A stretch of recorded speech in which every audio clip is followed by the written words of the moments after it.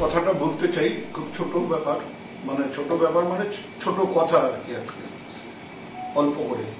সেটা হচ্ছে গতকাল একটা ঘটনা ঘটেছে দিনহাটা ব্লক 2 নাজিরহাট 2, অর্থাৎ যেটা শালমারা বলে পরিচিত সেই জায়গায় বিজেপির পক্ষ থেকে দাবি করা হয়েছে যে ওদের 4 জন নেতা নেত্রীর বাড়িঘর নাকি ভাঙচুর হয়েছে। কারা ভাঙচুর করেছে, কি ব্যাপার, এক এক সময় একটা কথা বলছি।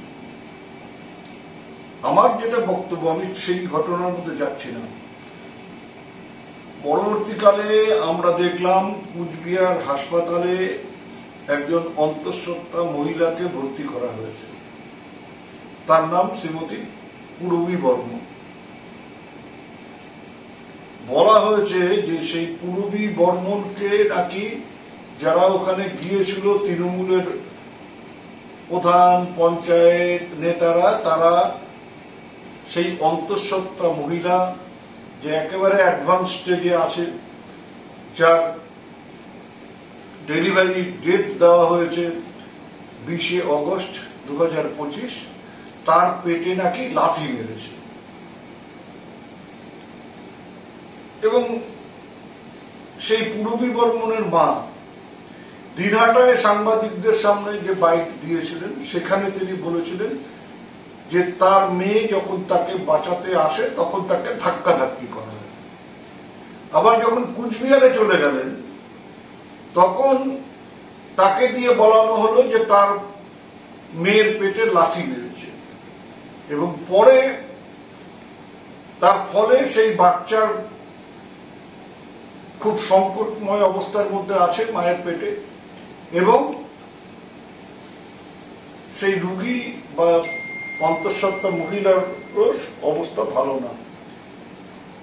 কিন্তু পরবর্তীকালে ওই একই কথা বললেন বিজেপির নেত্রী তুফানগঞ্জের বিধায়ক মালতী রাভা রায়। তিনি ধিক্কার জানালেন, শুধু ধিক্কার জানানো না, তিনি মুখ্যমন্ত্রী এবং উদয়ন গুহর পদত্যাগ দাবি করলেন, নানাভাবে আমাদের আক্রমণ করলেন। আমরা ডাক্তারবাবুদের সাথে যোগাযোগ করলাম, বিভিন্ন জায়গায় যোগাযোগ করলাম, করে তার যে স্ক্যান রিপোর্ট, যেটা একটা 11/6 হয়েছিল, এবং গতকালও একটি স্ক্যান হয় সেই পূরবী বর্মনের, তাতে করে যে রিপোর্ট আছে 11/6 রিপোর্টের সাথে 7/8 রিপোর্টের কোন রকম ফারাক নেই। 11/6 রিপোর্টেও বলা আছে যে সেই মহিলার পেটে যে বাচ্চা আছে সেই বাচ্চার মাথায় জল জমা আছে। গতকালের রিপোর্টেও সেই জায়গাটুকুই বলা আছে শুধু যে বাচ্চার মাথায় জল জমা আছে। এই অবস্থায় সেই বাচ্চার রিস্ক থাকে নানা রকম, যেটা ডাক্তারবাবুরা বলেছেন, সেদিনও বলেছিলেন এবং আজকেও গতকালও বলেছেন। বাড়তি কোনো আঘাত না বাচ্চার না মায়ের আছে।